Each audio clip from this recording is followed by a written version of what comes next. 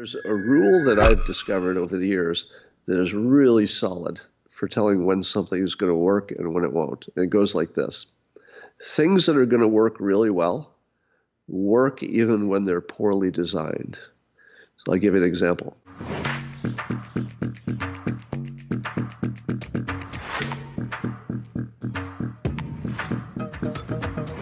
Cool.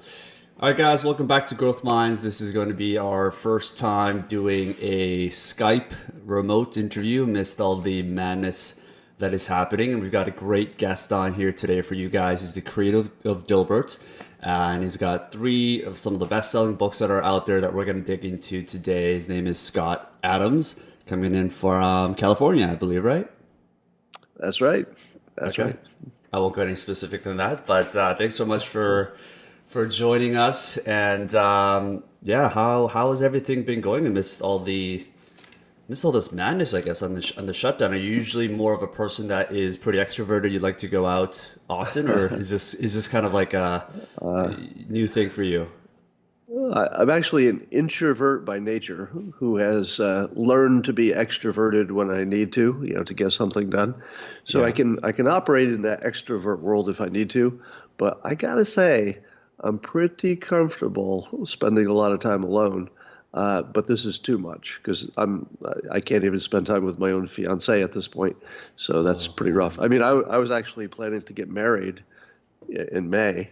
no And way. instead, it'll be 2 or 3 months without even being able to see well, see I can see her from a distance, but to not actually be together. Wow. Okay. So how does that work? Are you guys just going to? Was it We have supposed to separate be a big homes. wedding? Okay. Yeah, she has a home that's walking distance, so she's down the road. Gotcha. Gotcha. Yeah, I'm definitely more of an ambivert myself. I think I enjoy the kind of the time alone, but yeah, this is a little bit too much for sure. I mean, I'm definitely getting a little loopy. But they said that some of the best artistic work, some of the best music was created during this time of self isolation. I don't know if there's a lot of people that are doing some great work right now, but I'm certainly I don't know if I can put my hand up here in this case. Well, what's interesting is that early in my career, when I was in sort of my early stage of my life, my social life was so bad. I'd come to California. I didn't have family here. Wasn't really successful dating. Didn't have any real friends. At least many of them. And I would spend just massive amounts of time alone. And so I tried to learn to code, and that's where Dilbert was born. And I'm positive that the immense amount of alone time allowed me to develop some creative muscles that I would not have otherwise. So I do think Mm, that was, accidentally part of the success. interesting, interesting. Were you more of an extroverted growing up, and you because of this alone time that you had, you've kind of transitioned more into an introvert? No, I've always been an introvert by nature. It's only when I became famous through Dilbert that I forced myself to learn how to speak in crowds and be comfortable in all these other social situations. So I'm quite comfortable in all of those situations, but it's a learned skill in my case. Sure, sure. Yeah, just like anything. I mean, you're a great public speaker, so it goes a lot to say that a lot of people can learn skills that they haven't developed. So that's a great example to share for sure. It's interesting that you can be an introvert and a ham at the same time. So you could be an introvert and a show off, and there's no conflict there. In fact, there are a lot of famous actors who will tell you they're introverted, but they just like acting. So I think I'm one of those. Is there an opposite scenario where that would happen, where they're extroverted, but they can actually no, that probably wouldn't work, right?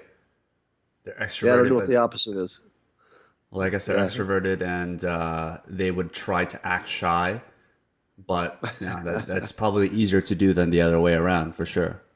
yeah. I think the extrovert, the opposite would be spending a lot of time alone, and I don't think that they can learn that. I'm I don't sure know if an people are going extrovert crazy can. right now. The extroverted Yeah, people are. I don't know if you could learn to, spend an hour alone meditating. It'd be worth trying. I mean, this would be a good time to test it if you wanted to. Yeah, I mean, I would say I definitely grew up as an extrovert, and I did this silent meditation trip in Hawaii called Vipassana, and it drove me crazy. But I definitely changed after a while. But that's similar to this experience. You're kind of like diving deep into the deep pool, and you're just kind of forcing yourself. And I'm sure a lot of people are socially are going to come out quite different from this. A lot of extroverted people that we know are, I'm sure, going to become a little bit more ambivert, in the next couple of years. You know what's even better than that? I like to focus on the positive. And it's hard to see any positive when you're in the middle of death and pain and misery and economic meltdown. But one of the things that's happening, you could have never imagined could have happened, which is that suddenly everybody in the world at the same time started questioning every part of their own being and every system that exists on Earth, from your work to how do you commute, how do you go to school, how do you go to church. Literally, everybody is thinking about everything as if it's new. We all just said, okay, what if this had never existed before? If I were going to build it today, how would I build it today? And society has this one sort of cyclical problem, which is that it builds up to something good and then it gets ossified. Like, it gets a little stuck because you don't want to break something that's working pretty well. But when everything falls apart, then the risk reward changes and you say to yourself, well, it already fell apart. So now that it fell apart, what would be the smarter way to put it back together again if I'm going to build it from scratch? So, of course, nobody would wish this kind of a problem on the world. But here it is. And if you look at the amount of innovation that comes out of, say, World War II or even Vietnam, whenever there's a giant challenge, all the smartest people go into hyperdrive and they work together and they solve problems that you never thought could be solved before. And suddenly you've got radar and all these things that have widespread application in the real world. I think that this has some gigantic social benefits that are invisible to us at this point. And it's really just the combination of focus and creativity and our risk management changed, and everybody's looking at it new. Let's just start fresh. What would you do if you started today? And when else does society get a chance like that? Short of an actual war, I don't know. Does it ever happen? I can't think of one time we all got to think about everything. Like just everything. In your example of how even individuals are rewiring their own brains. Because if you take an extrovert who learns through practice to be, how to quiet themselves and how to have some alone time, that's really changing your brain. So people are taking this time to rewire fundamentally who they are. Even their preferences are changing. And when your preferences change, I argue that you're a new person. Because if you could say, what's the one thing that defines who you are? Well, it's not your arms and legs, because you could lose those in an accident. You'd still be you. It's not, in some ways, it's not what you've learned, because you're still you if you haven't learned anything. And you could go down the list, and everything seems a little bit optional, except your preferences. That's the most, stable part of who you are, and even that changes. And the point being that people are going to change their preferences after this. So there are things that I used to think I needed that I'm looking at now and I'm saying, I liked it, but I don't need it. What are some of those things for you? Well, here's one that occurred to me prior to the shutdown, which is I stopped drinking alcohol just because I started getting an allergic reaction to it. Now, if you'd asked me before that, is not drinking a good thing? I'd say, are you kidding? I just do it on weekends. I don't overdo it. It's a good social thing. Of course it's good. It relaxes me. Sure, it's not the best thing in the world. But then you stop for a while for other reasons. I didn't really choose it. It chose me. And I look back at it and I go, I can't believe I did that for so long because it's just poison. And it turns out that my social life was really a bunch of people who were functional alcoholics who had found a way to spend time with each other so they didn't look like alcoholics. They turned it into a social masquerade for the fact that they were going to drink anyway. So you might as well have your friends around.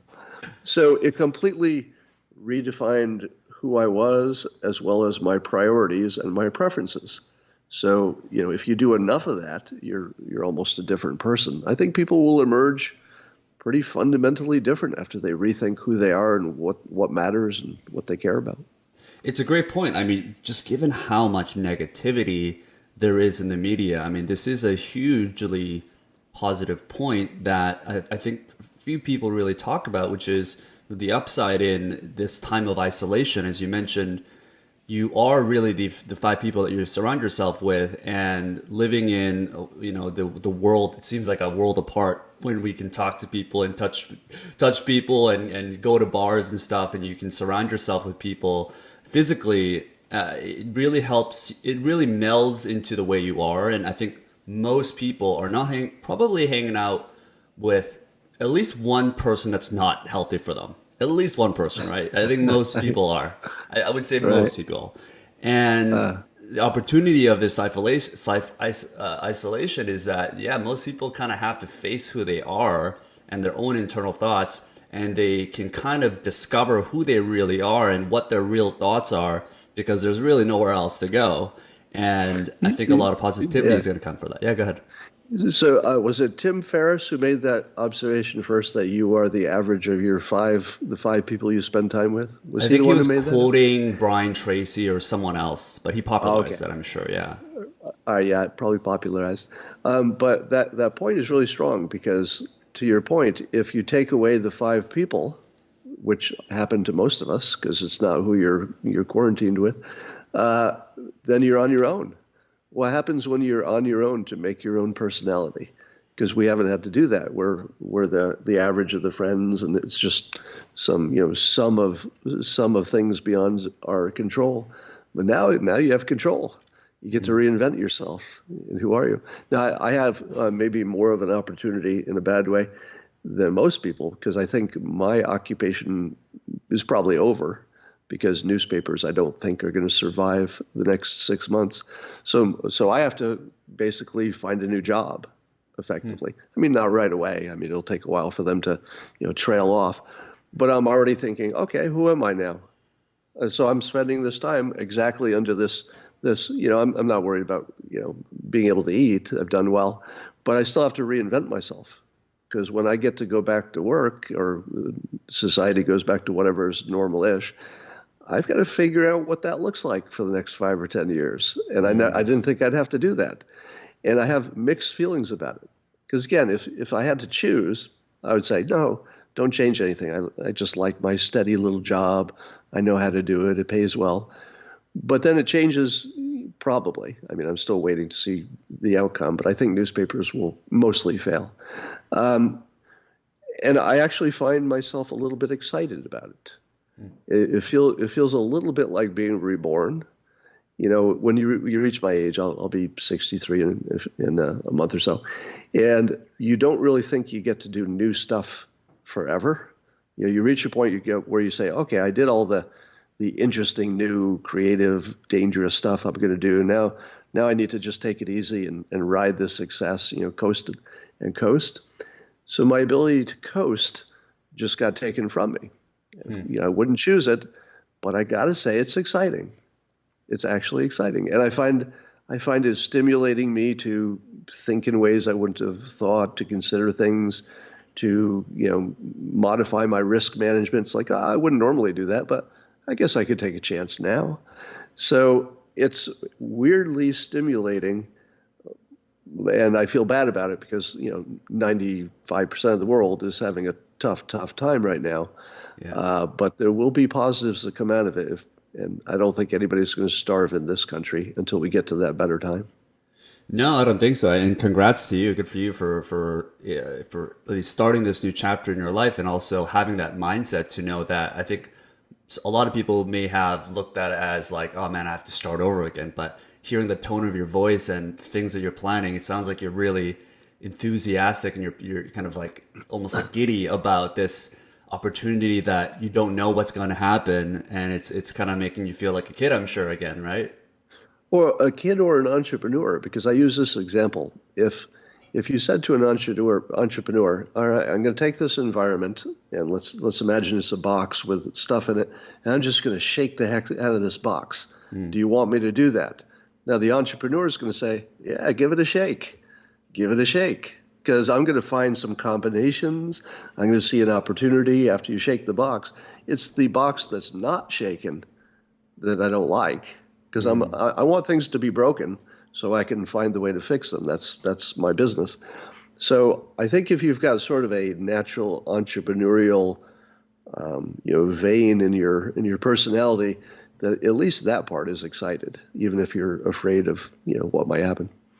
I'd actually be curious to dig into more, if you're comfortable talking about it. What are some of the ways, how are some of the ways you think about or frameworks you use to decide what this new chapter would be in your life? I think a lot of people can benefit from it because I'm sure most people are starting out new. A lot of people lost their jobs.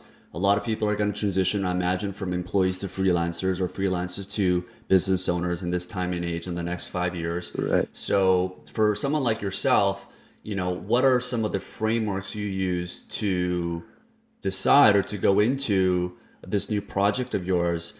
Do you kind of, do you kind of demolish the things that you've been known for in the past? Do you just want to start completely new, or do you want to use that as a competitive advantage in some ways? How are some other ways? Well, so everybody's going to be different, but I'll give you my sort of foundational. The first thing I do is I say, which business models would I want to be associated with? And the general choice you have to make is, do you want to sell your time, or do you want to sell something that could be reproduced in infinite amounts so you can just sort of invent it once and then it can be sold to the moon? And if you're going to sell stuff, do you want to sell lots of little things? Or do you want to be in a business where you're going to sell an airplane or a work of art, for millions of dollars? So there are certainly some business models that are better than others. The one that fits my personality and talent stack and everything else is creating things that can be reproduced. So whether I'm creating a comic strip that can be made, a TV show. Lately, I'm doing mostly podcasts and live streams. They can all be reproduced forever. And so I look at what's my competitive advantage. What's the thing I can do that other people can't as easily match? And creativity and communication are largely the things that I have some kind of advantage in because over the years, I've combined enough skills to build that unique talent. So the first thing I'm going to look at is what's a good business model and that fits what I know and what I can do. Then I'm going to look at what I call my talent stack. I write about this in my book, How to Fail at Almost Everything and Still Win Big. And that refers to intelligently combining skills so that you're not just learning more, you're learning things that fit together well. So the classic example is if you're good at whatever you're doing at your workplace, but you add on top of that the ability to be a good public speaker. Just take one example of one skill. If you stack that on top of what you already know, well, who is your boss's boss going to look to when it's time to replace the boss? Like who has leadership skills plus also understands the department because you do the work? Well, it's going to be the person who learned how to do public speaking. That's not the only requirement, but you can see how quickly just adding a fairly ordinary skill. Because I've never met anybody who couldn't get a lot better at public speaking just by taking a class. I've been in a number of classes, different types. Some are better than others. But you do observe that everybody in the class is way better at the end of the class. And I'm not talking about going to school for a semester. I'm talking about something you could do in a week, a few days, a couple of weeks, that sort of thing. So there are a lot of skills that you don't need to go to college for. You can just sort of pick them up and combine them. So then the next thing I say is, what's in my stack, and what could I add to it in an effective way that's practical, that would make it more valuable, that better fits this new environment? And in my case, the answer came down to I need video skills, because we're sort of a video YouTube world. And if I want to play in that box, I've got to learn, a couple new things. So I spent a great deal of time learning the technology, the lighting, there's a whole bunch of sub skills, which, you had to do the same thing to do this podcast. You had to learn, all right, there are 1 million ways to do sound. There are 1 million ways to record. There are 1 million ways to do the interview, and they don't all work well. And And you've got to try them all, find out for yourself. And I see you're wearing the Apple earbuds, and it took me, I don't know, months and months and months until I realized, wait a minute, I'll bet these earbuds have pretty good quality. And I tried them out, and sure enough, they're great, Yeah. right? And obviously, you know that you're wearing them. So and they work as a microphone if you're not in a studio situation as well. So all of these little micro skills about how to present yourself on camera, which, by the way, people comment all the time about my live streaming, let's say, personality, and that takes a lot of work because there's nobody who's really comfortable automatically on camera. As evidence, I would say, look at Joe Biden doing his live streams from his basement. Here's one of the most experienced politicians of all time by every measure, one of the best retail handshaking, pat you on the back politicians of all time. So he's got the base skills of the top level politician, but you put a camera in front of him and no audience, and he just disappears because he doesn't know how to quite modify to what it takes. Now, when I started doing the periscopes, for example, I had the same problem because I felt like I was presenting to an audience, and I would talk to the camera like I was presenting. It's like, well, you've got to do this and you've got to do this, and it would look sort of stilted and artificial. But because Periscope, the one that I use, has comments that are flowing and it's live and it's interactive and I'm answering the comments and stuff, I soon sort of evolved into a personality that's almost indistinguishable from in person. And if you think you could pull that off on day one, because I think I make it look easy because it just looks like I'm talking to a person. And by the way I'm talking to you now is identical to the way I would talk to you if you were It's sitting very at the natural. table. Yeah. Yeah, there's no difference. But you can't do that the first time you try. And especially if you know that there are lots of people watching. It's a little easier one-on-one because maybe you've done enough FaceTime calls that you're used to one-on-one. But if you know there's a whole bunch of people out there and you can't see them and you're just presenting, you sort of automatically get into presenter head, which is just not as interesting. And so, all right, this is all by way of saying there are a whole bunch of micro skills that I had to accomplish to just be able to have a podcast and a live stream that people would watch. So that's what I'm doing, just compiling skills technically in every other way. Yeah, yeah, and that's actually one of my favorite books. I recommend it to as many people as I can. I've even talked about it a few times. We've had some really big YouTubers that have gone on to check out your book, How to Win Big, how to fail at everything but still win big, which is primarily the key point that I took from it was this idea of career skill stacking, where you take 2 to 3 skills that you can combine to become world class versus becoming 1% at one skill, like the LeBron James of the world, or Warren Buffett, which is impossible for most people. And it's so relevant because there's so many resources and books that are out there. You've got the Michael Porters, you've got all these textbooks that are talking about competitive advantages you can find in the business world. But in this world where we're entering into like a U incorporated, which is everyone is their own business, everyone is their own brand, and you can really make a great business. Like you look at yourself, the Joe Rogans of the world. There's not a lot of resources, or at least they haven't been until this book that I found, which is what you wrote, and it's incredibly relevant because it teaches how you as an individual can gain some sort of a sustainable competitive advantage. And I'd like to talk about this framework that you have, which is the idea that systems will always beat goals. Can you dig into a little bit more about that in terms of how people can actually develop some of these skill sets that you've put out?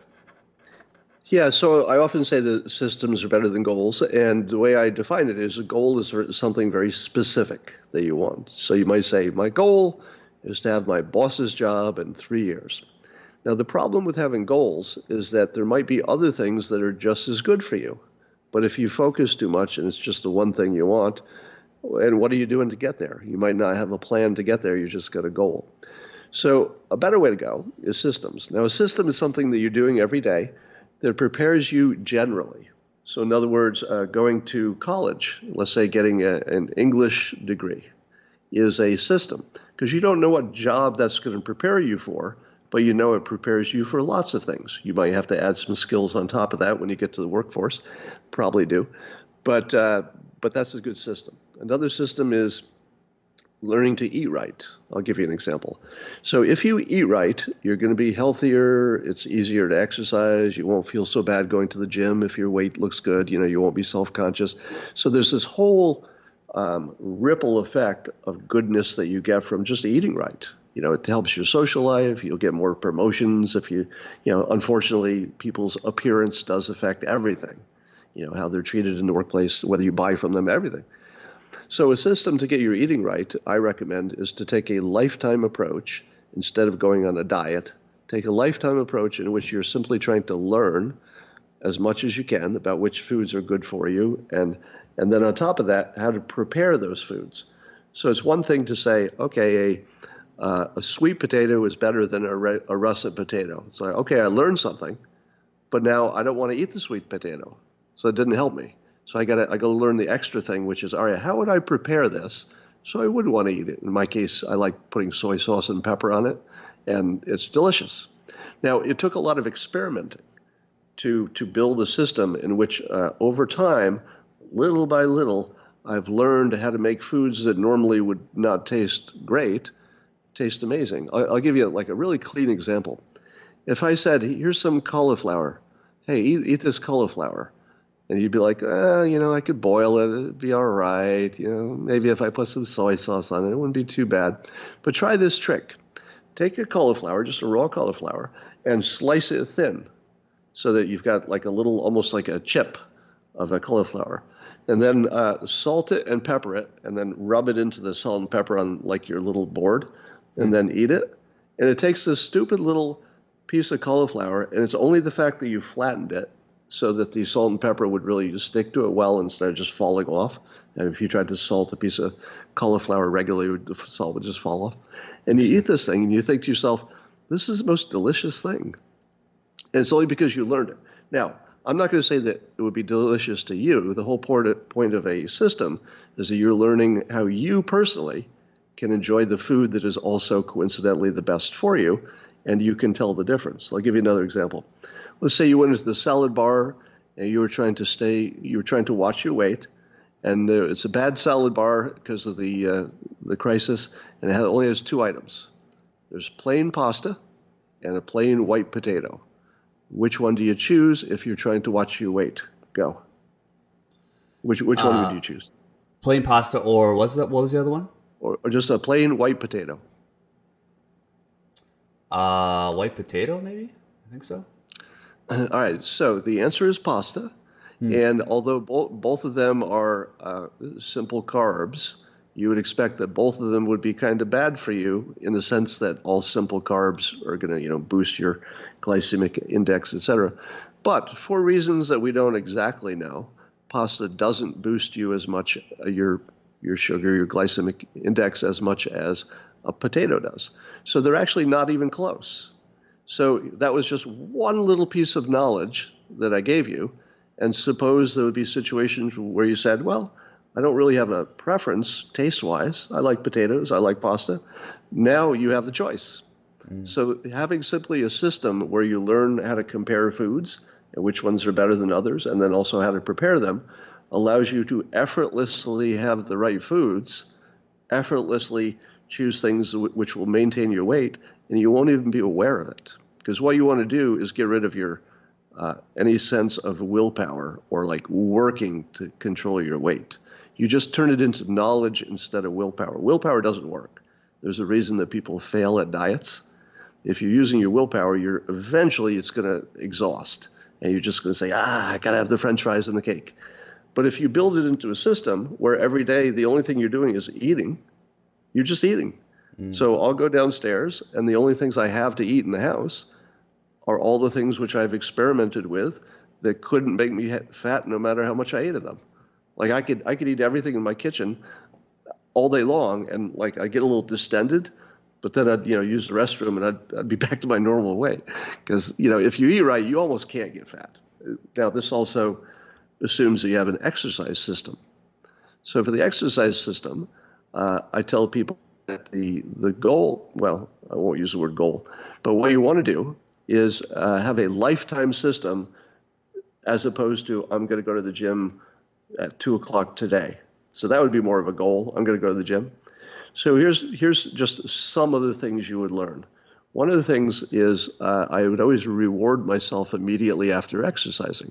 So I'd go to the snack bar at my gym and I'd get a delicious smoothie and I'd sit down and have some downtime just playing with Twitter and my phone, which I really, really enjoy if I've already worked out. Now, because it was such a good little treat that I would give myself, people are not that unlike dogs. If you give a dog a treat to do a trick, eventually it's just going to do that trick automatically and it's not even going to be thinking about it. You don't even need the treat after a while. So you want to train yourself that your exercise routine is not even part of the willpower stack anymore. It's just something you do because you get a reward. You do it because you want to. And then I also tell people to experiment continuously on how to exercise best. Because if you went to the gym and you did something you didn't like, you're not going to do that very often. So the whole trick is to do things that are easy enough that you're willing to go back tomorrow. So if you're not active every day, it doesn't have to be the gym, but you should at least take a walk or clean the garage or something. Just be active every day, and over time, you will just boredom alone will cause you to learn new tricks. You'll be talking to somebody and they'll say, "Hey, I'm playing squash. You ever play squash?" And you'll be, "No, I never thought about it. How's squash?" And then you try squash. Maybe that works for you. Maybe it doesn't. But you would A/B test every day, all the time, until you found a set of things which will make you exercise every day and look forward to it. If you can't get to look forward to it, then you do not have a system. You have a goal. The goal, I got to exercise even though it hurts. Good luck with that. Here's my system. I love exercising. Like today, I'm going to go for a nice walk because it's what I do during the pandemic is keep my immune system healthy. So I immediately modified my exercise so I never work myself to exhaustion because that would make me a little immune compromised for a little while. I don't want any of that. So I'm going to take this nice walk outdoors, and I'm not going to walk so hard that it hurts. It's just going to be a nice, slightly challenging, work up a little bit of a sweat, listen to my phone while I'm walking. My favorite show, I wait till my favorite show is on, and I have that recorded, and I'm listening to my phone. And I'm just having a great time. Yeah. So am I going to get my exercise this week? Absolutely. And it's not because I have willpower. It's because I finally, after years, I've got a system that I know makes me happy. So I'm glad to go exercise, and I'm glad to go eat. So I've transformed willpower into just something I do every day that I like. Scott, is this your way of telling us that you're going to be a health coach in your next chapter in your life? I don't tell everybody this, but a big part of that book, even though it's only a chapter or two on the eating and diet, it's mostly about other things, about your life in general. But it was sort of a Trojan horse because I wanted to tell this message about how to have a system for those things. But I knew that because I'm not a doctor, I have no credentials in any field that's relevant, Sure. that was a hard sell. So I literally buried the most important part way back in the chapters in the book. And the early chapters are also, they're designed to be super helpful, the talent stack idea, et cetera. But I literally am pacing the reader to get them to believe my story enough by the time they get to those chapters that it overcomes the fact that I don't have any professional credentials. And I try to only write about things that you can obviously check on your own. Yeah. Like I'm not going to make a scientific claim unless I show a source. But if I say to you, for example, and this is one of my tricks, excuse me, I've got allergies today. One of my techniques I write about, I learned this from my hypnosis coach. I learned hypnosis years ago. Right. Yeah. And he taught me that if you don't want to go to the gym and work out, put on your workout clothes and give yourself permission to not go to the gym. So if you say, I got to go to the gym and you don't feel like it, You just can't do it because you just don't feel like that big of an investment. You're just tired. But you might be able to put on your sneakers. You might be able to put on your shorts because, it's warm anyway. So I'll put on my shorts. And you just walk around a little bit. And what the hypnotist knows, and I'm teaching you now, is that your body is a two-way street. You have thoughts and they cause you to dress a certain way. But dressing a certain way will actually influence your thoughts. So if you can get yourself to put on the workout clothes, the clothes themselves become the tool that rewires your brain, and you just walk around and you've got your workout shoes on, and you think to yourself, I could at least take a walk, or I could at least go to the gym, and then I can at least keep my habit going. It's good to have a habit. One of the things I do as part of my habit when I can go to the gym, obviously I can now, but when I can, there'll be days when I really, really don't feel like exercising, but I can go to the gym. And I'm depending on the gym to give me the energy when I get there. So I put myself together. I drive to the gym. I park. I walk across this long parking lot. I walk into the lobby of the gym. There's a big rock wall they have in the middle of the gym. And I'll stand in front of the rock wall, and I'll look around, and I'll say, nope. And I'll just turn around, and I'll walk right out the door, get in my car, and drive home. Now, about 3 to 4 times a year, I'll do that.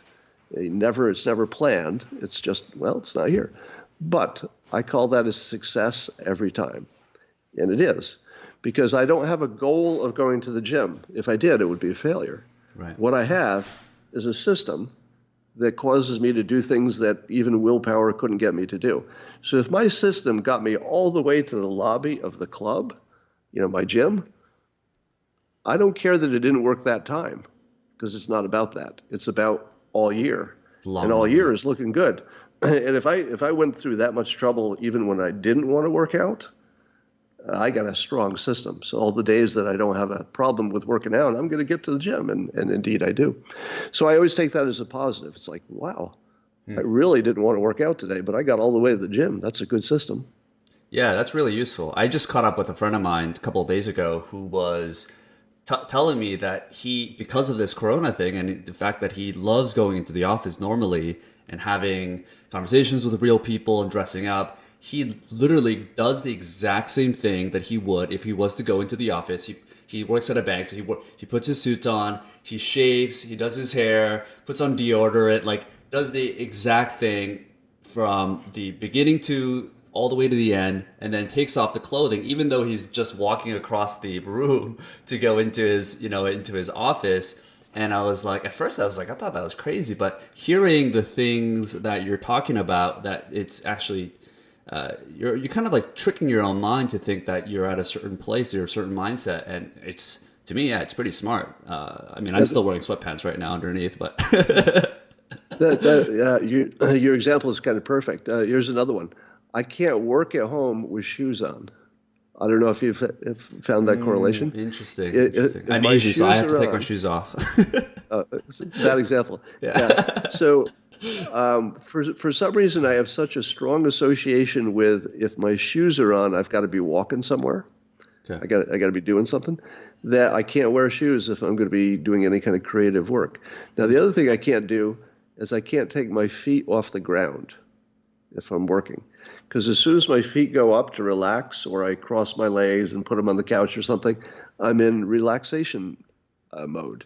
And then I can't concentrate. You should see, and I don't even cross my legs usually. You have to have them open and flat on the ground, and that's your working position. And then if you keep that as your working position, then even the days you don't feel like working, the position will trigger you. It's another trick. Interesting. Wow. Yeah. And is that personal? Because I'm so into this stuff. Like, one of the things I use to drink more water, to trick myself, is just to drink. I'm drinking a smoothie right now. I don't know if you guys can see, but I just use a bigger jug than one of these smaller things that most people use, because your mind, you just keep drinking water and you're like, wow, I didn't really drink that much, but compared to what you would normally be drinking, it's a lot. Going back to the cauliflower example, one of the things I've done, because I've grown up eating rice, there's this new trend now where people take cauliflower and they transform it into, they kind of replace it with rice, brown rice or white rice, and they use that in like poke bowls, or they use that in, other things basically that makes it feel like it's rice. For a lot of Right. Asians, that's like a huge thing because we can't live without rice. Yeah. So yeah, there's a lot of different examples. I can't live without rice either. I think I might be Asian because I can't go a day with I can't In go a a day in a without different life, rice. yeah. Yeah, it's my favorite thing. Yeah, yeah. There's also a similarity with sleep systems. So one of the if you've ever read on the science of what's the best technique for getting to sleep, which is a real big deal right now because people have a lot of stress. One of the biggest, probably the number one tip, there might be some others that are important, is that you shouldn't use your bed for anything but sleeping and intimate behavior, because Sex. then your bed becomes then your bed becomes associated with those things, Yeah. and maybe those things shouldn't happen in the bed either. I think, but some things just have to. Uh, and but if you go to bed and that's where you start reading, or bed is where you watch TV and you're watching exciting things on TV, then you start thinking, oh, bed is where I go to wake up and my mind gets active. So that's So number that, one that tip: is don't use your bed for anything but sleeping and the fun stuff. Um, so yeah, I use the same general principle all the time, mm, because brains are basically, we like to think our brains are rational, sort of like little computers that use the facts and they put the facts in order. So we don't really do that. Mostly brains are just pattern recognition machines, and we're not even good at knowing if these are real patterns. But we see a pattern and we go, oh, it's a pattern. And then association machines. mm, So, it's not a coincidence that beer commercials used to show attractive women, because guys drink beer, they like attractive women. If they see attractive women around the beer, the association crosses over. It's the reason that Michael Jordan can sell a lot of sneakers and you and I can't. It's just the mm. association. But if you think it's limited to commercials, you're missing one of the greatest techniques of managing your own life, Yep. which is just manage your associations, manage your contrast. When your real estate broker takes you to show you the terrible house first, you're like, oh no, I'll never find a place. This house is terrible. I could never live here. They show you a few more terrible houses, and you think, I'll never buy a home. And then they show you the good one last, Mm, and you say, oh, that's 20% more than I was going to pay. But now that I've seen all these bad ones, that doesn't look like such a bad price anymore. right. So I'm going to stretch. So if you manage contrast, associations, and be aware of the patterns, then you understand how brains work, and then you can live your life in a way that's compatible with the way brains work, instead of the crazy one where you imagine people are rational, because we're Yeah. not. Yeah, yeah. I mean, when I look at the internet, I mean, people can take this in a bad way for sure, but the people that are using these types of brand associations and get you into their funnel, I guess, or get you into kind of get your attention, right? And then they try to deliver something that's actually useful. I'm not going to name any names, but there's a lot of internet marketers that are out there that would use beautiful Instagram girls or Lamborghinis and whatnot, or big houses, and it gets most people's attention, right? And a lot of 15 to 18-year-old kids that want to make a lot of money or whatnot. It's just something that people are naturally going to get their attention on. But they get a lot of flack for it because of the fact that they're trying to sell this like get rich quick scheme. And I agree that it's kind of gross, right? But there's a part of me, there's like the branding or the love of psychology in me that I'm like, it's kind of smart because you are using something that in the end, instead of selling them like shit or drugs, you're tricking people and getting them to become more educated or to teach them something new. Yeah, the advertisers who are good at it will tell you that they're not trying to make you think differently, they're trying to make you feel different. So they're trying to make you feel something, because that's what will activate your buying and your brand loyalty. So they go directly for the feels, and they should. Yeah, yeah. And just the last point about picking projects, you do mention this good thing. There are some ways and some frameworks of picking projects that that caps the downside. Um, Yeah. yeah, go ahead. Well, so one of the things I like to tell people is that you should test a lot of things. In my life, I actually took account of how many things I tried in terms of businessy sort of efforts, and how many things succeeded. And when I counted them up, and there are more of them now because this was a few years ago, there was something like over 30 different business things I had tried. Now, some of them were projects within Dilbert, like a licensing thing or something. So they weren't all new businesses. There were efforts within businesses. And so there were about 30 of them. And my successes were about three. Wow, And 10%. and I'm operating at a pretty high level. So people, I think if you were an observer, you would say, hey, this guy succeeded at these things. I'll bet he could do this. I'll bet he could reproduce this. And the answer is some people can. I never know if that's luck. If you have, some entrepreneur has, two big startups or three, I never know how much of that is skill because somebody's going to have two or three good ones in a row, right? You're guaranteed that by the law of large numbers and lots of people doing different things. And in my own life, I say, I do think I have, genuine skills that have commercial value, but even I can't just start a business tomorrow and it works. I'm about 1 in 10. So I tell people that that's probably not unusual, that 1 in 10 things works out well. And so you should have a strategy that allows that to happen. So you should be trying lots of stuff, and you should try things that don't kill you if they don't work. So you're not bankrupt if it doesn't work. You're not, embarrassed to the point where you can never show your face in public again. You're not dead. So as long as you're capping your cost, you can kind of experiment with stuff and leave them when they don't work. Now, here's the other tip, and this is important. Things you need to identify what's going to work before you've gone too far, because you don't want to like put everything into something and it just doesn't work. And there's a rule that I've discovered over the years that is really solid for telling when something is going to work and when it won't. And it goes like this. Things that are going to work really well work even when they're poorly designed. So I'll give you an example. The first cell phones, back when I was young and before you were born, these big bricks that you couldn't call anybody and it dropped every call and it was almost worthless in terms of actual utility. But people wanted them. They wanted them a lot. And so sure enough, you could predict that they would just get better and better until you have your smartphone. Take the first fax machines. Again, you're too young to know the horror of the early fax machines, that they would bunch up the paper, they would lose paper. The early ones, I think, were thermal paper. I mean, they were just awful. And if it was your job to go send a fax, your heart would sink. You're like, oh, this is going to be all afternoon. By the time I find the paper, it's a special paper that you got to call to make sure they got it. And it's a horrible product. Yeah. And they couldn't sell them fast enough.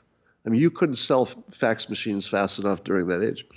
And you can go right down the line. The very first personal computers were really quite terrible. But we couldn't get enough of them. So I always look for that. What will people buy in its terrible form that predicts that they like the good version? There has to be something that speaks to them. And I have a theory that the things which really have that X factor quality are triggering something in us related to mating. Mating, okay. Our mating instinct. Let me give you some examples. Facebook is mostly about finding faces. And faces are very tied to our sense of finding somebody to reproduce with, because the face is the first thing you see. You're looking for symmetry. You're looking for, just faces we're tuned to that. So if you look at any product that shows you a lot of faces, it's more often going to succeed. So that's rule number one. And then you take, say, Instagram. Instagram is a place where you can just peacock and you can show your best qualities as you artificially are presenting them. Because what do people want to do when they want to reproduce? Show off. So you want to say, oh, look, I've got this skill. I can do this thing. I have this look. I have this money, so that people want to mate with you. Now, the people on Instagram are not thinking, oh, I'm going to make somebody want to mate with me. They're having more ordinary thoughts, but everything stems from our just basic reproduction thing. So, you could take that and you could look at a whole lot of successful products, and you just keep finding that mechanism over and over. And arguably, even with a product that simply allows you to communicate, is also a mating thing. Right. Because the more people you can communicate with, the greater your options are for finding somebody who's a good mate. So anything that doesn't have that quality, that it could help you with mating directly or indirectly, is a tough sell. And the ones that just seem to be magically popular from day one are either giving you power, which you also like for reproductive purposes, like your smartphone. In addition to be able to connect with people, it gives you a sense of power. So I think anything that's a tool that makes you richer or more effective or potentially smarter, every one of those things has a hook in it that you could say, yeah, I would rather mate with somebody who's smarter, successful, and I know who they are. I can find them.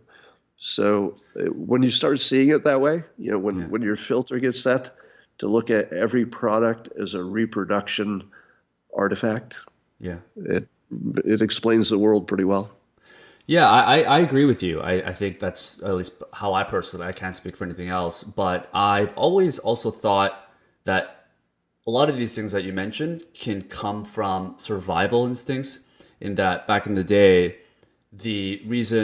potentially the reason why we like the visual things versus non-visual things is that we had to look for things that were surrounding us in order to survive. Similar to communication, from phones to social networks to fax machines, communication can be mating, but it can also be a form of survival, because you have to warn others, you have to warn your own tribe that other people are going to come attack you or whatnot.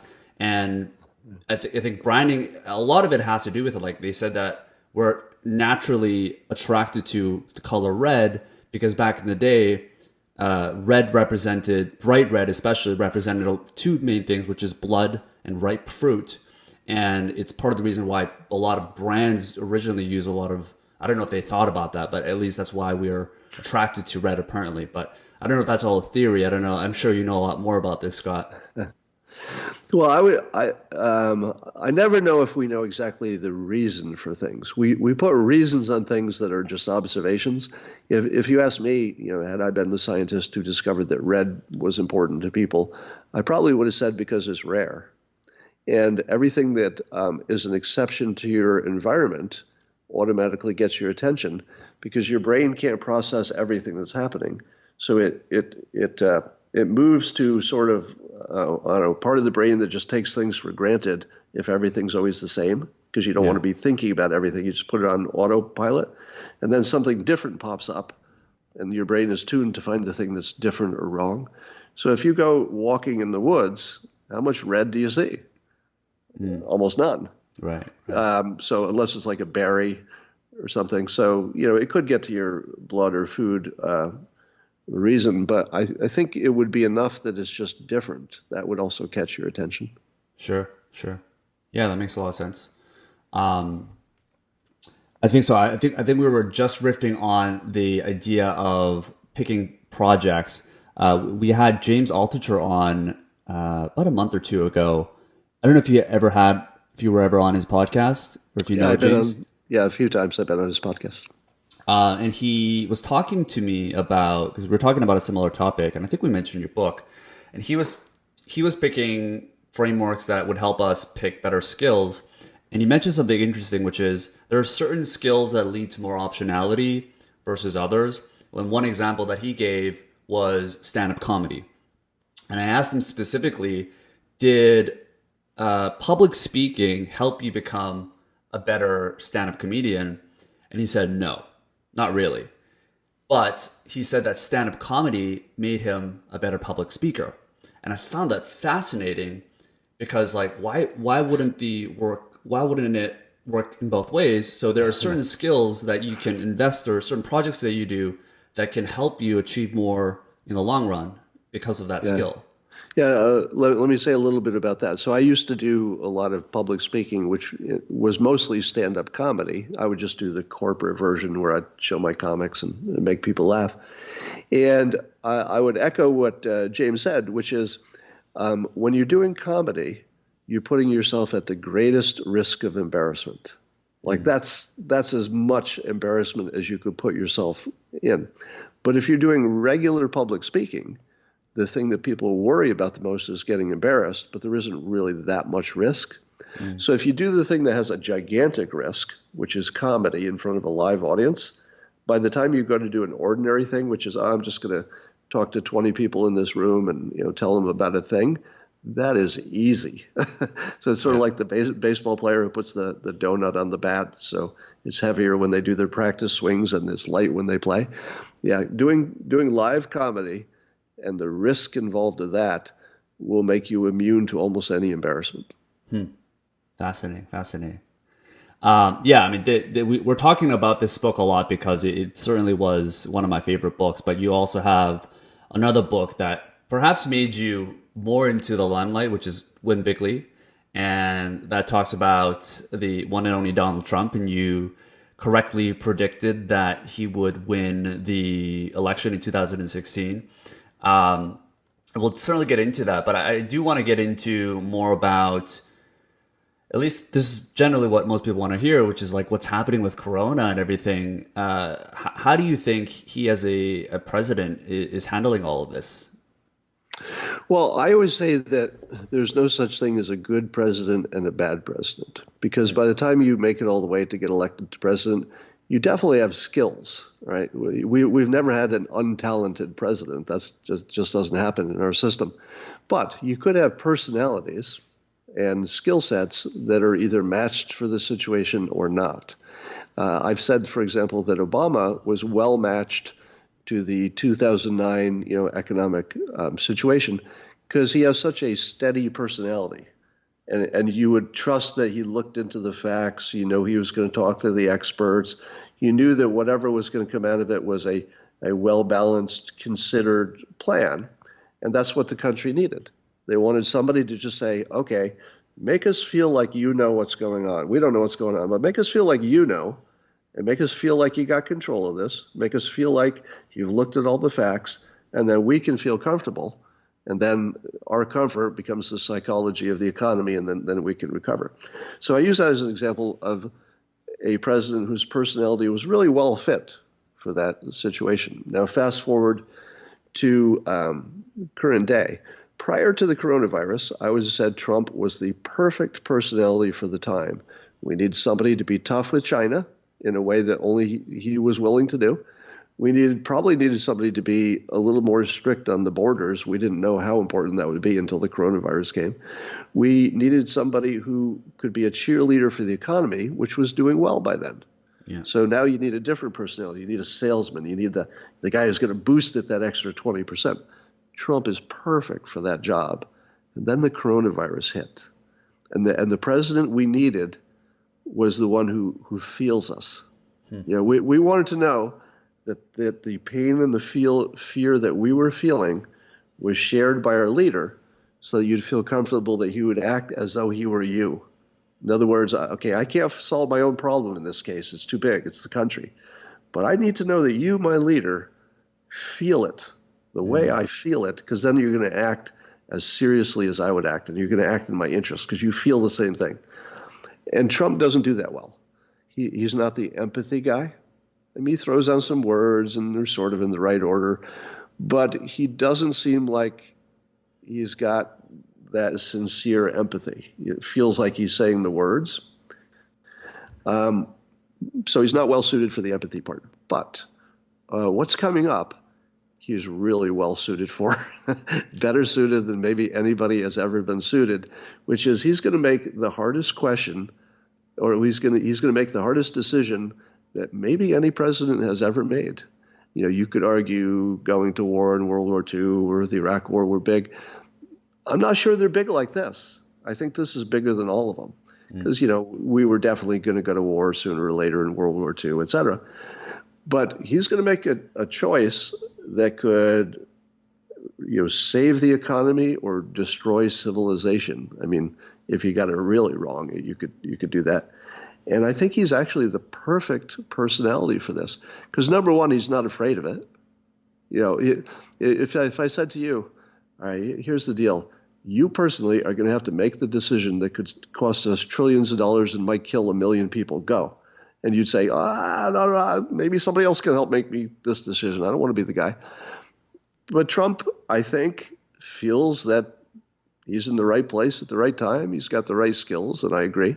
He listens to his experts enough to make me happy anyway, at least in this case. And he might be the perfect one because ultimately he's going to have to make a decision that could kill thousands or hundreds of thousands of Americans, the people on his team. He's going to have to, he won't know the names of the people. It's statistical deaths. But man, is that a hard decision.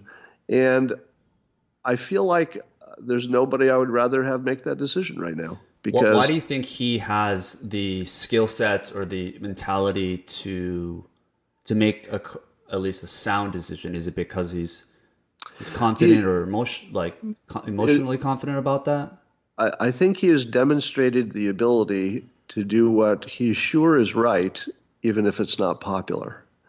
In other words, he won't be just influenced by what the public wants him to do.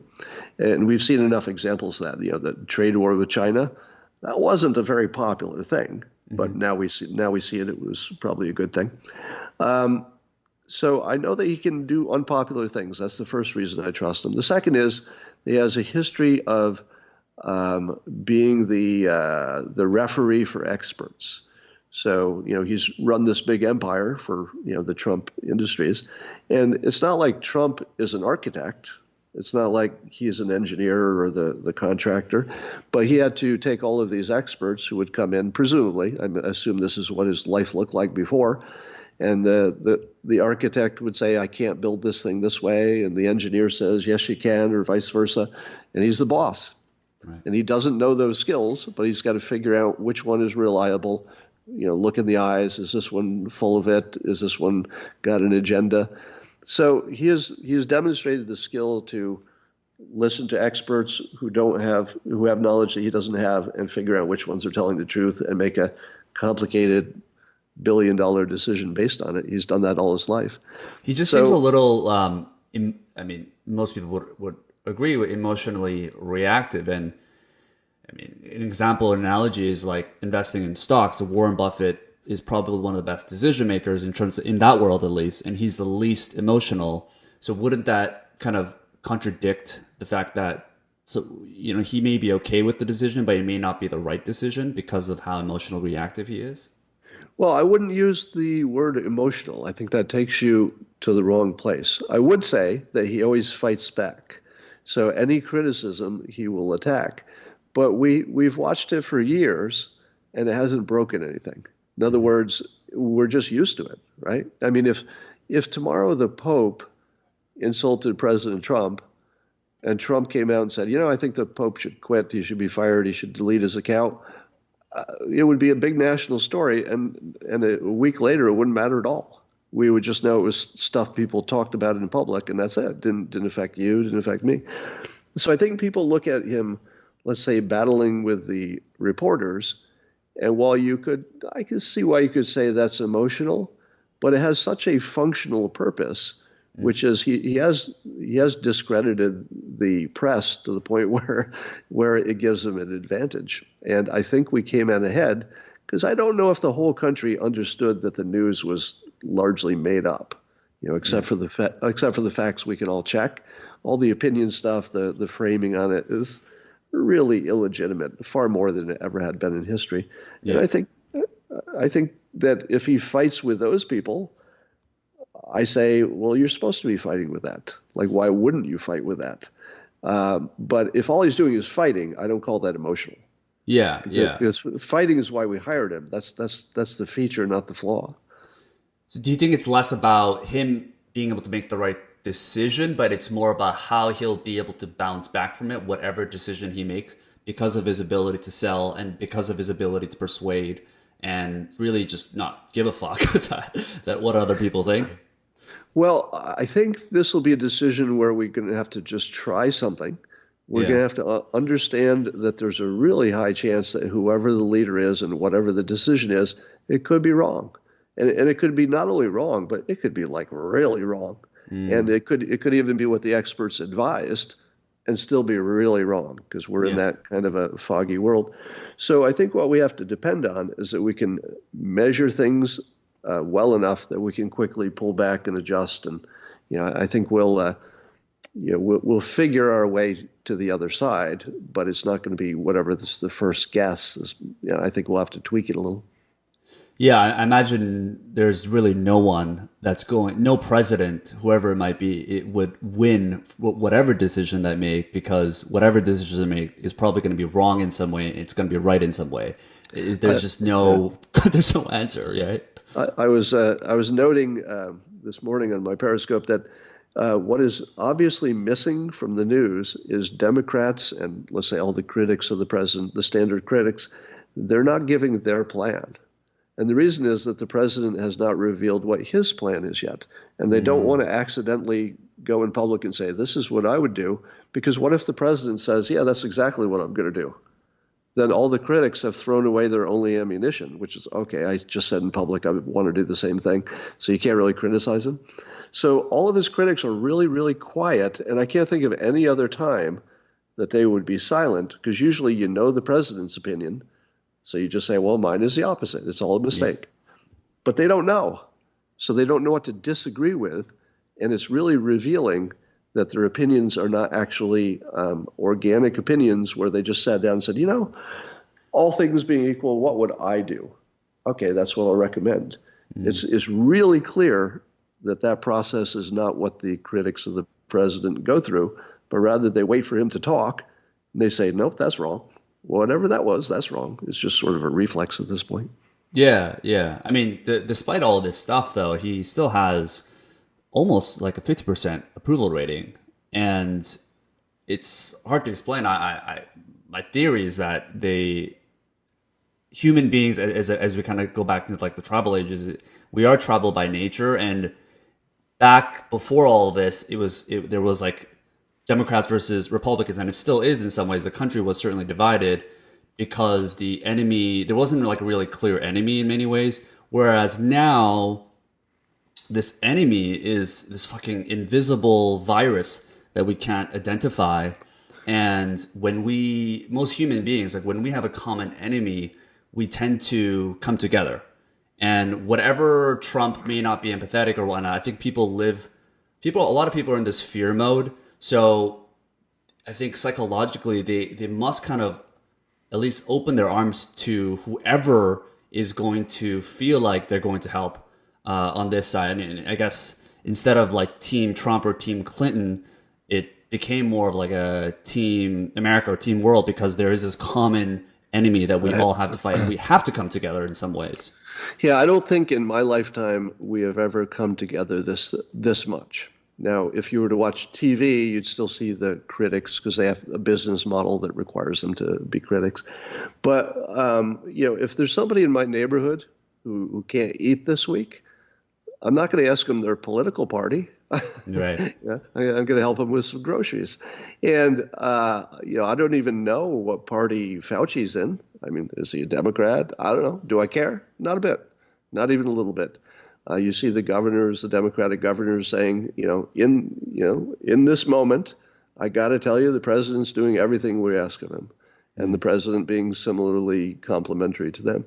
So I've never seen the country come together this much, but surely we'll go back to our tribal corners later. Now, I have to comment, you said it's sort of puzzling, and I can see how this would be, for people to say, how in the world is he even close to 50% popular? And Mm. of course, it's almost entirely Republicans. But from the Republican point of view, this is a key difference. The way the Democrats and the critics look at him, they say, he says all these things that aren't true, so he's a big old liar. And that's sort of their frame. Big old liar. You can't have a big old liar as your president. Or worse, it's not even lying. He just doesn't even know the facts. Like if it's science or something, they'll say, oh, he doesn't know. That's their frame. Here's the frame from the Republicans. Everything he promised, he's doing. Hmm. or at least he's trying. So even the people who say, you promised us more wall, there's nobody who would doubt that he's been fighting like a wounded weasel to get his wall. He's pushed every door open. He's kicked every dog. I shouldn't use that analogy, but he's he's pushed every button. He's pulled every lever. Now he still doesn't have much of a wall, right? Yeah. He's got a little over 100 miles or something. But even the Republicans are saying, okay, it's pretty clear he's trying to get us that wall. So if you were to look at promises, he uses the promises made, promises kept. You could start at the top. I will pick my judges from this list. I'll cut your taxes. I'll negotiate with China. I mean, you could just go right down the list. And if you're a Republican, you say, and this is the weird part, you would say he's the most honest politician we've ever seen. Because people who are at least a little savvy, they watch the things he says that don't pass the fact checking, and we say, well, that's sort of directionally true. Do I care if he inflated the number of people at his rally? No. Do I care if he said this is the best whatever in 100 years, but it's only been 50 years? No. I don't care about any of that stuff. But here's this list of promises. That's why we voted for him. And damn, he's working on that list. I mean, he's really putting political capital. He's just pulling down all the stops. So if you're a Republican, you don't care about the fact checking because none of it's important. You know that he's pushing for the things you want and he's pushing hard and you like it. Yeah, I mean, I think people are still puzzled by this, but it's easy to kind of divide Republicans into one category or one perception and Democrats into one perception. But when it came to the voting in 2016, I think a lot of people that, especially in the kind of the middle parts of America, when you're talking about the Maslow's hierarchy of needs, a lot of people financially were struggling. And here comes proposed billionaire and promises all these things, and there is this perception and persuasion skills that he has that can get people to think that this guy is going to help us come out of this struggle. And when it comes to the Maslow's hierarchy of needs, like food and housing and like taking care of your kids and family, that comes first. And I think a lot of people brushed off whatever BS that he said about inflating rallies and a lot of the controversies that he may have been, because their primary focus and priority is taking care of their family, and that's what matters to them. And at least he gave them the perception because of the persuasion skills that you talk about in with Bigley. And yeah, I'd love to dig into a little bit more about that. I think I know you talked about this a lot on the podcast and different ones that you've had, but what are some of the things that you could point out that makes Donald Trump persuasive as he is? Well, it's interesting to talk about it from today's perspective, because when I was first talking about it, my credibility was very low. And I would say things like, that simple language and vocabulary he uses that you're all mocking, that's exactly the right thing to do for persuasion. Because the public wants simple, easy to understand things. They want them repeated forever, so it sinks in. That's just perfect persuasion. And when I was first saying that, you would see all these stories about how he had the vocabulary of a fourth grader, and there must be something wrong with his brain because he keeps speaking in simple ways, and he didn't always do this when he was young. But you don't hear that anymore. And it's because finally even the Democratic experts weighed in, the linguistic experts, the professors, and said, yeah, I hate to tell you, but this is super effective. They said that? Oh, yeah.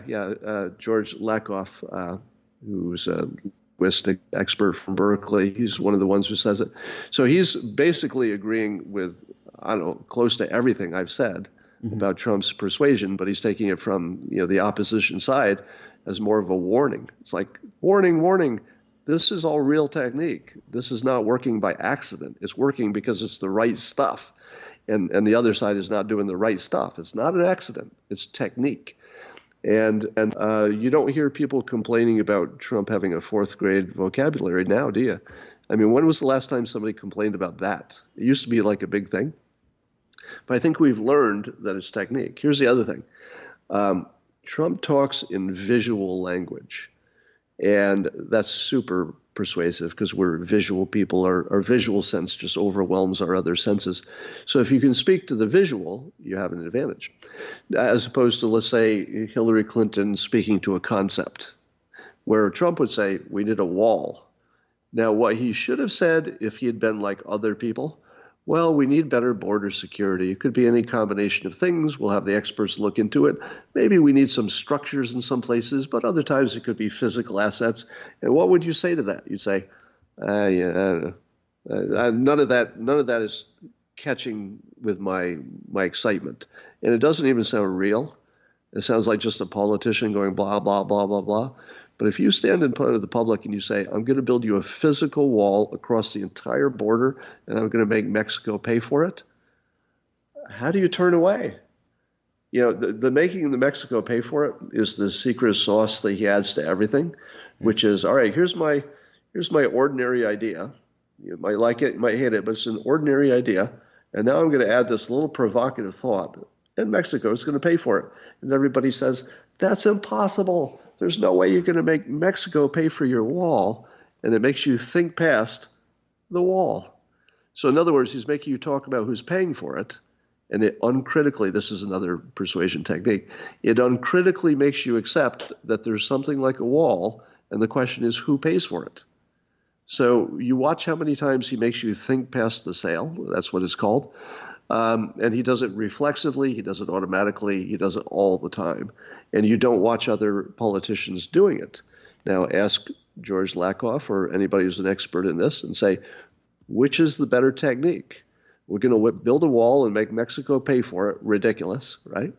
Or being logical and calm and rational and having a budget and saying we can do that. At this point, if you say, okay, George Lakoff, which one of these was more persuasive? It's no question about it. It's hands down, Trump is more persuasive. Do you think, because you mentioned reflex, like, do you think has this master plan to say certain things in a certain way, or is he not even thinking about it? Like, does he not even know that he's doing it?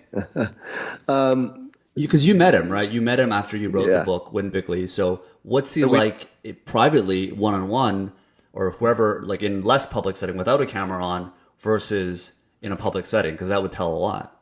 Yeah, so the first thing you need to know, obviously people don't talk about the details of conversations with presidents, but I'll give you the basic flavor of it. In person, he is completely normal in every way that you would want a person to be normal. So if you're watching him in public and say, hey, he's acting crazy, is he like that in person? The answer is no. I mean, he's very much like you see him in public. He doesn't have like some extra personality or something, but he's got super charisma, and his social skills are just off the chart. Like you stand in the room with him, and just everything disappears. But here's the amazing part. He's the president of the United States, commander-in-chief of the greatest military force of all time. And he invites me into the Oval Office. And I'm sitting there, and for the entire time I was there chatting with him, he gave me the impression that he didn't care about anything in the world except what I was saying. Now, just think about that. So my experience of it was he was not distracted. He was completely focused on me and what I was saying. He had smart questions to get me to say interesting things, and it's just a whole different vibe than what he does in public. Very, very warm, very personal, social skills just off the charts. And by the way, I think his family has that too. I got to meet Ivanka. Probably runs in the family. Just they have amazing social skills. Anyway, so there's that. The question you asked me about meeting him in person was, if he does it reflexively or he's using technique.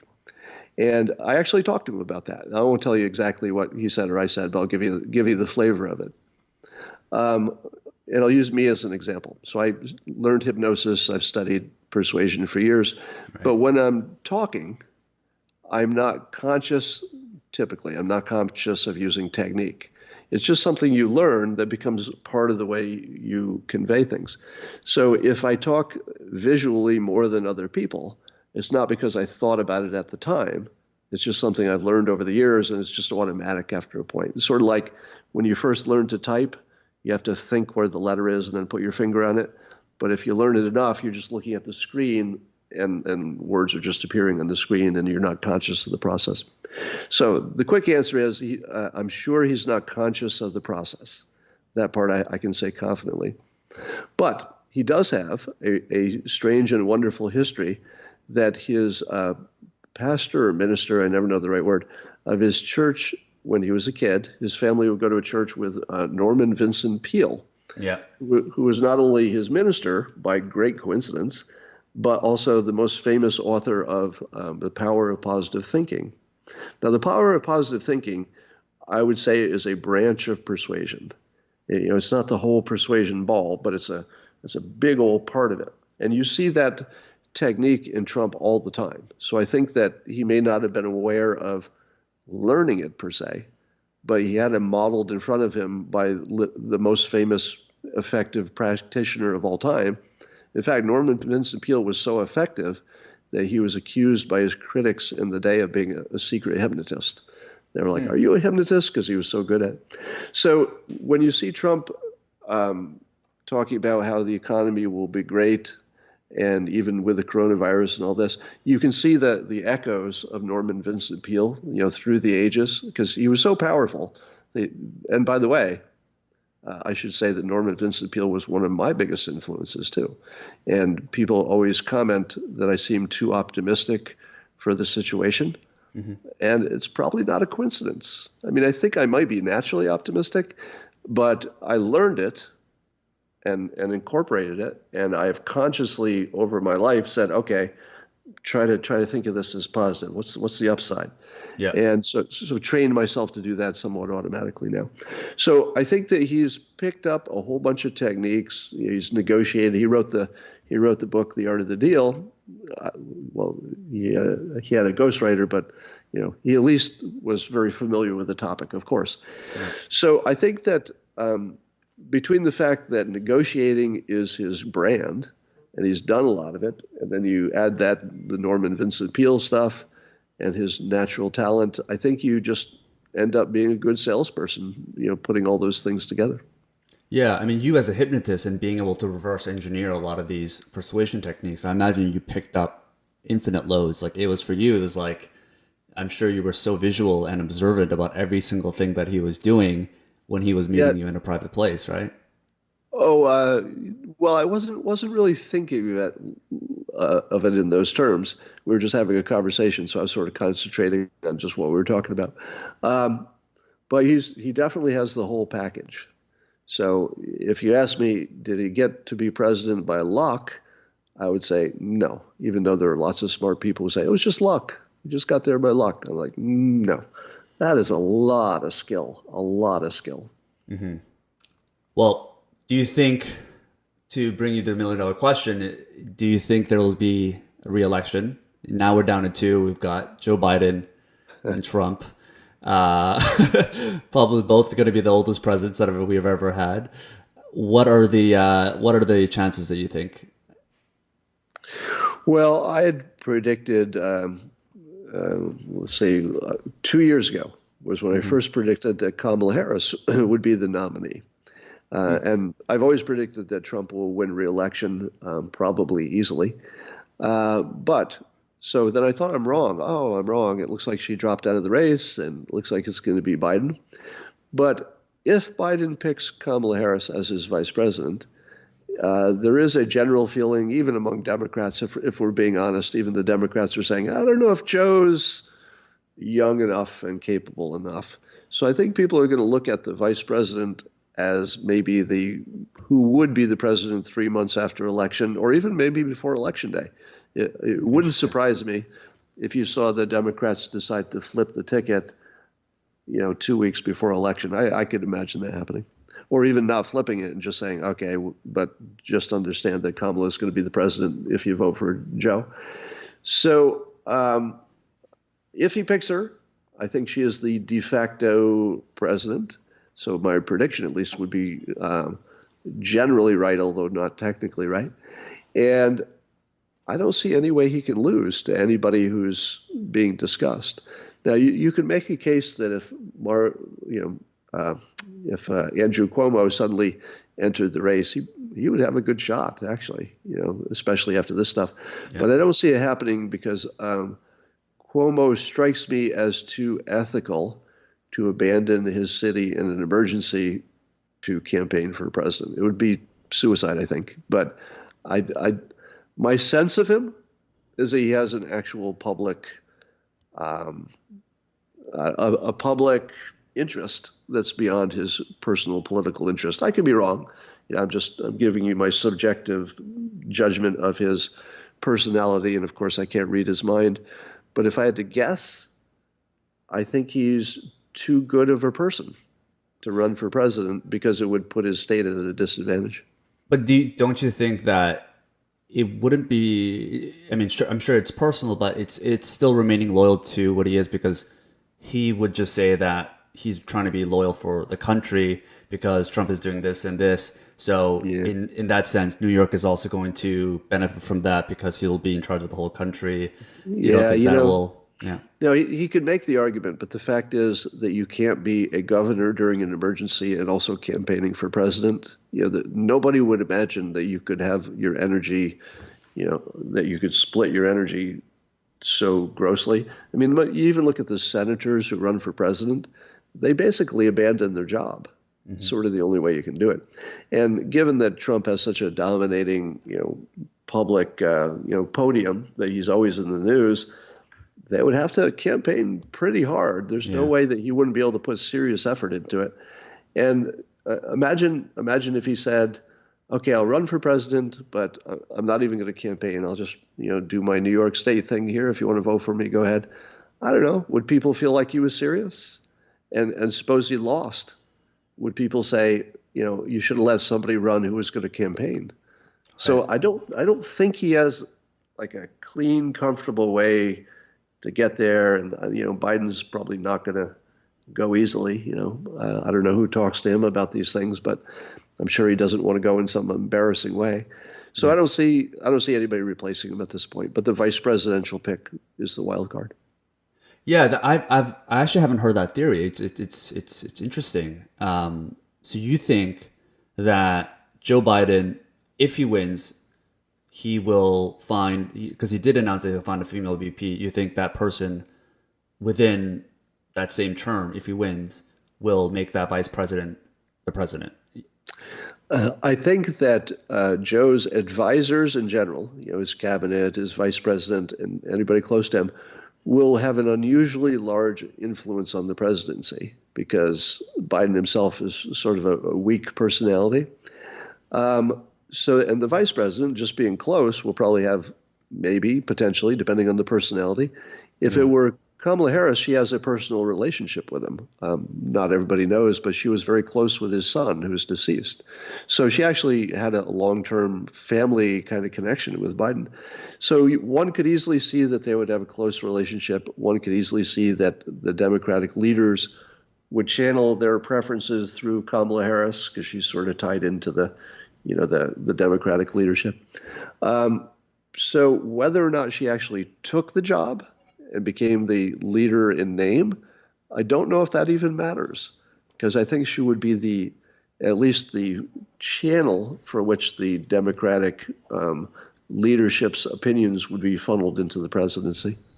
Doesn't that kind of defeat this whole idea of having a voting system if the nation decided not to vote for a person like Kamala, but in the end she becomes, if this was to happen, but she becomes a president anyways, wouldn't people actually be infuriated because she went through the exact same system, was not voted, lost by a heavy mile compared to some of these big candidates, but she would still become president? That would infuriate people.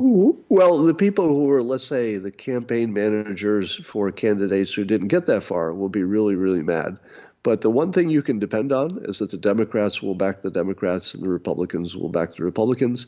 So no matter how a hypothetical Kamala Harris accidental presidency would be, all the Republicans would dislike her, but would have anyway, Doesn't matter who the president is.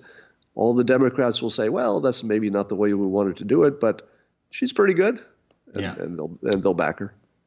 Gotcha. Gotcha. Well, Scott, let's do a famous prediction. I know this is something you're quite talented at, and you've obviously made a very big prediction. In terms of everything that is happening, well, two predictions. Everything that's happening with Corona, what does the next 6 to 12 months look like? And when do you think Trump will decide to get everything open again? Well, I've got the bad news and the good news version. So it's sort of two potential worlds. The good news version depends on us developing some kind of solution that has not yet been developed. Now, it could be just discovering it. So, for example, what if hydroxychloroquine and azithromycin and zinc turns out to really, really work well if you get it to people early? So what if that's true? We don't know that yet, but what if it is true?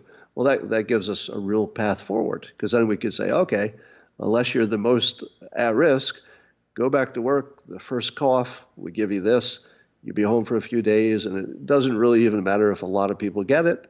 If a lot of people get it are the low-risk types of people, they'll just burn through it, get some herd immunity. Nobody goes to the ICU because the pill works, if it works. Now, I have some real questions whether that hydroxychloroquine is really going to be the magic pill. Mm-hmm. But another thing might be the blood serum stuff, where they take the people who have recovered, they have the antibodies, take their blood, take the antibodies out, and then they can give it to other people to protect them. We don't know yet if that'll be a magic bullet, but it could be. There's another magic bullet, DNA.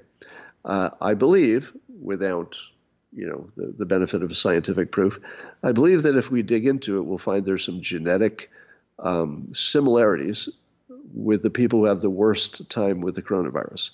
So it probably has something to do with your ACE2 receptors, the smart people are saying, in your lungs.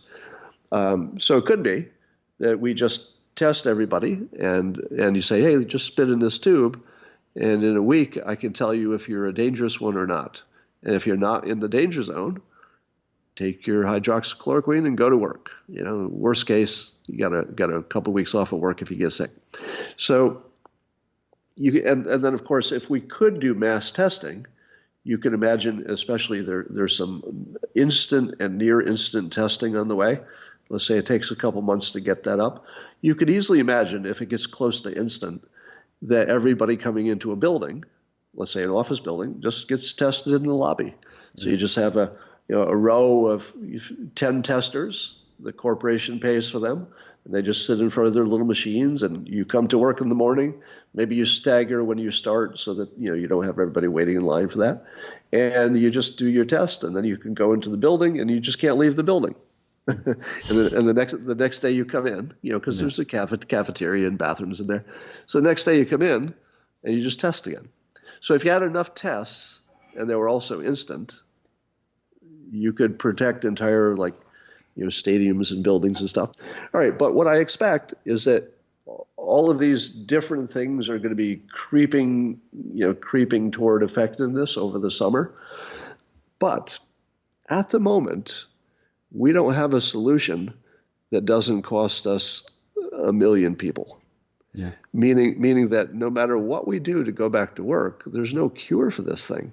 So whether we get it slowly or quickly, whether we get it so quickly it overwhelms hospitals or not, the same number of people are going to get it eventually.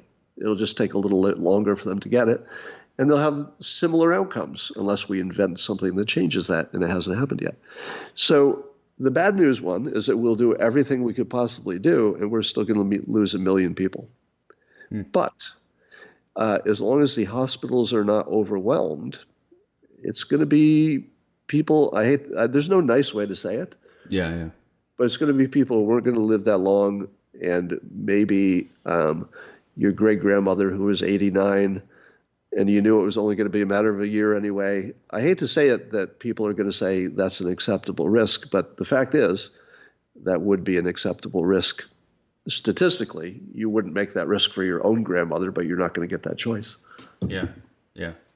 Do you think then if Trump or whoever else would make the decision to open up earlier, so that they can, knowing that this is the cause anyways, that this is inevitable, and the people that are the least risky are the ones that can go back to work to save the economy and the market. Do you think that would be a sound decision? Would you support something like that, just You know, earlier than later?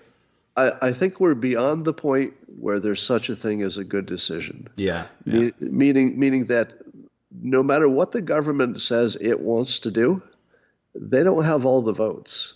yeah, Because as long as you have two legs and you can open your door, you're going to go back to work when you decide to go back to work. I mean, obviously your business has to be open and all that, but I think the government is well aware that the citizens have a limit to their patience.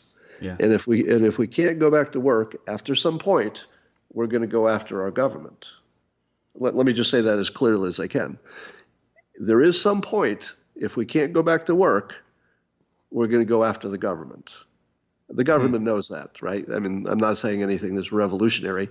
If we can't go back to work, we're going for you. We're taking over the government. That's just going to happen. But there's no chance of that because the government, of course, knows that it can't abdicate all responsibility. So we will go back to work. If I had to guess, it's going to be closer to June 1st. Maybe somebody goes back to work in May. It'll be special cases. But the longer we wait, the more visibility we'll have on these other solutions. We'll have more test kits. We'll have the serum for the antibodies. We'll have everything. I don't think the vaccinations will be the answer because it's a long time from now, and I just don't even know if they'll work. I mean, I don't get a flu vaccination now, and it's yeah. not Me that. neither. I mean, yeah, It's just because the odds are so low that it makes any difference at all. I can't tell myself to walk across the street. By the way, you should. I'm not giving flu advice. vaccine. Yeah, Yeah, I think people should get the flu vaccine, and I think I should get it. It's just I haven't been motivated because the slight benefit just isn't enough to motivate me. But statistically, you should get it, sure. yeah, yeah. Cool. Well, we covered a lot in this conversation. Everything from politics to career advice to keeping your sanity during this quarantine. I do want to leave the audience with one actionable advice. We generally do this with all guests, where they can provide a small piece of actionable advice or an action that they can do right after listening to this podcast or later throughout this week that will help them go from 0 to 1, that will help them start the business or reframe their way they're thinking, anything that would be useful for them to take some sort of actionable advice on. What would that be, Scott? Here's my advice. You've got some free time that you wouldn't normally have, some time to think. Most of us do. And I would say that if you're thinking about some new direction in your life, if it seems too big, you say, that's a lot. I don't know how to start. I can't get into it. Take your first micro step. So a micro step is the smallest thing that you would be willing to actually do. So let's say you're considering a whole new career, but that's just too big. What's the smallest thing you could do? Google it. Just Google it. See what you can learn. Maybe find a phone number of somebody that you'll call later. You don't even have to call them. Just find their phone number. Write it on a note. So take the smallest thing you can do that moves you in that direction, and then just do it. And then the day after, maybe you make the call. Maybe you do a little bit deeper. So tell yourself that you can quit at any time, and you're going to do the smallest thing you're going to do. And if a month goes by and you've done a bunch of micro steps, you're going to be surprised. Yeah. You're going to be surprised where you're at. Beautiful, beautiful. I'm going to take that advice. I'm going to put on my workout clothes because I haven't worked out in a while. And I'm gonna follow your advice, Scott. Well, good. I hope I helped, and I hope those listening to this or watching are getting something out of it too. Beautiful, beautiful. Well, check out Scott, guys. I'll link out all of his books. Is there anything else that you want to promote during this time? Well, my newest book is called Loser Think. So that's the one that's everybody should see. If they're arguing with people on the internet, it's a must-have. It'll help you do that. It's a great book. Awesome, Scott. Well, thanks so much for coming on. Thank you guys for tuning in. And we've got a lot of great other guests that are coming out in the next few weeks. So stay tuned for that. And we'll see you guys next week.